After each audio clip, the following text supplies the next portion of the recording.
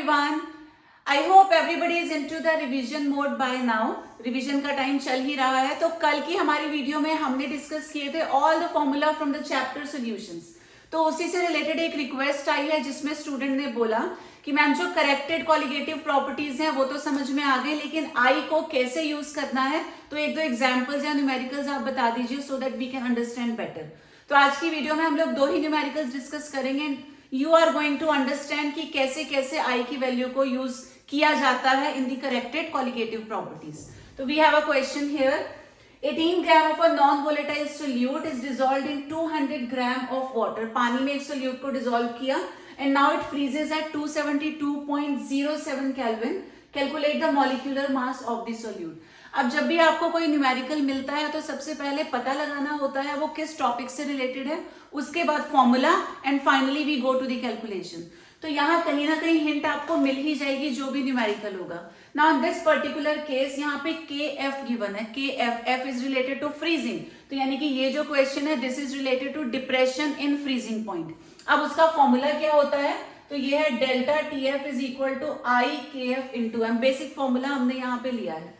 आई जरूर यूज कर लेना, क्योंकि कई बार हम लोग ऐसा सोचते हैं कि आई को लास्ट में इंक्लूड कर लेंगे एंड वी फॉरगेट। इतना ज्यादा प्रेशर होता है पूरा पेपर सॉल्व करने का, तो कई बार स्किप हो जाता है। तो बेस्ट क्या रहता है कि पहले ही इसको इंक्लूड कर लो ताकि वो भूलने वाली प्रॉब्लम ना आए।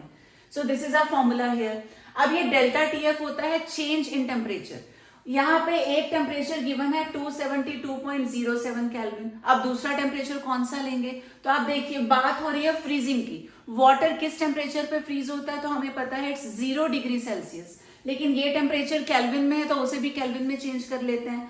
अब केल्विन में 0 डिग्री का मतलब हो गया 273 kelvin. Now it's your choice, आप सिंपली 273 यूज करते हैं या जो एक्यूरेट वैल्यू आती है 273.15 उसे भी आप यूज कर सकते हैं। दोनों में जो आंसर आएगा that will be considered correct. तो एक टेम्परेचर हमारा ये हो गया, दूसरा टेम्परेचर गिवन ही है। जब हम डिफरेंस निकालेंगे तो it will come out to be 0.93। तो डेल्टा TF की वैल्यू हमारे पास है। उसके बाद अब आई की वैल्यू चाहिए। तो आई क्या होता है कि जो भी सब्सटेंस गिवन है सोल्यूट, वो रिएक्शन के बाद एसोसिएट हो या डिसोसिएट हो के कितने पार्टिकल्स देगा।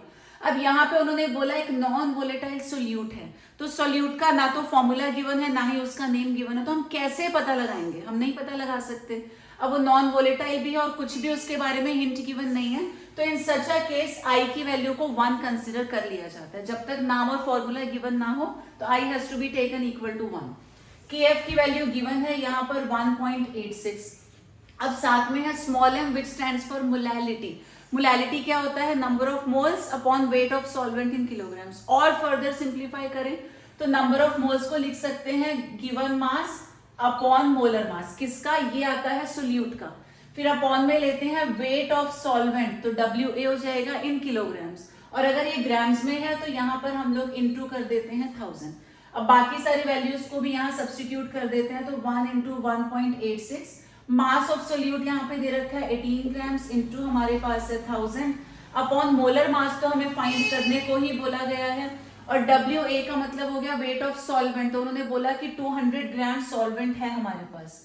अब बस यहाँ से सिंप्लीफाई करेंगे तो मोलर मास आ जाएगा कितना, 1.86 इंटू 18 इंटू 5 अपॉन में है 0.93। ये 2 कैंसिल हो गया, तो MB 5 इंटू 2 10, 10 इंटू 18 आ जाएगा 180 ग्राम पर mole. We have this next question here. Calculate the mass of CaCl2। Molar mass given है to be dissolved in 500 grams of water to lower its freezing point by 2K, assuming that CaCl2 undergoes complete dissociation। Again पहले पता लगाना पड़ेगा topic क्या है, फिर formula. तो यहाँ KF दिखाई दे रहा है, KF का मतलब this is related to delta TF। तो ये क्वेश्चन भी है डिप्रेशन इन फ्रीजिंग पॉइंट का ही है, जिसका फॉर्मूला होता है I KF इंटू M। पहले सिंप्लीफाई ही कर लेते हैं इस बार। I KF मोलैलिटी को हम लिख सकते हैं number of moles upon weight of solvent, और नंबर ऑफ मोल्स को लिख सकते हैं गिवन मास सोल्यूट का अपॉन मोलर मास। ये हो गया वेट ऑफ सॉल्वेंट, यहाँ आ गया इंटू 1000। अब हमें चाहिए सबसे पहले डेल्टा TF। डेल्टा TF होता है डिफरेंस, जो ऑलरेडी यहाँ दे रखा है 2 केल्विन, तो 2 केल्विन ऑब्वियसली डिफरेंस ही होगा, कोई एक्चुअल ये टेम्परेचर नहीं है फ्रीजिंग का। तो ये डिफरेंस गिवन है, इसकी जगह हमने लिखा 2। अब हमें चाहिए आई की वैल्यू, तो हमें उन्होंने बता रखा है इस बार जो सोल्यूट है वो CaCl2 है। उसके साथ ही साथ उन्होंने बोला एज्यूमिंग कंप्लीट डिसोसिएशन, तो ऐसा मान लेना है जो CaCl2 पूरा का पूरा ब्रेक हो जाता है। तो जब कंप्लीटली डिसोसिएट होगा, कैल्शियम यहाँ सिर्फ 1 है, क्लोरीन कितने हैं 2, तो हम लिखेंगे 2Cl। इस तरीके से आ गए चार्जेस। तो टोटल आयंस हमको मिले 1 + 2 3, देयरफॉर आई की वैल्यू हो जाएगी 3। जितने भी पार्टिकल्स हमको मिल रहे हैं ब्रेक होने के बाद, तो आई की जगह आ गया 3। Kf = 1.86। मास ऑफ सोल्यूट हमें कैलकुलेट करना है, calculate the mass of CaCl2, तो इसे ऐसे ही लिख देते हैं, इनटू आ गया 1000 अपॉन मोलर मास उन्होंने ऑलरेडी दे दिया 111, तो हमें कैलकुलेट करने की जरूरत नहीं है। WA वेट ऑफ सॉल्वेंट, तो उन्होंने बोला कि हमारे पास है 500 ग्राम्स ऑफ वाटर, तो 500 × 2 आ गया 1000, यहाँ 2 से ये 2 कैंसिल आउट हो जाएगा, तो MB कितना आ जाएगा 111 डिवाइडेड बाय 3 × 1.86। बस ये सिंपल सी हम लोग कैलकुलेशन कर लेंगे तो यहाँ से हमारा आंसर आ जाएगा। तो this way we can solve the questions. तो आई को जरूर इंक्लूड कर लेना ताकि बाद में भूल ना जाओ। और कैसे आई की वैल्यू देखनी है, अगर कंपाउंड मेंशन है तो we can easily find out I कितना होगा, और मेंशन नहीं है तो सीधे सीधे आई की वैल्यू को 1 कंसिडर करना है।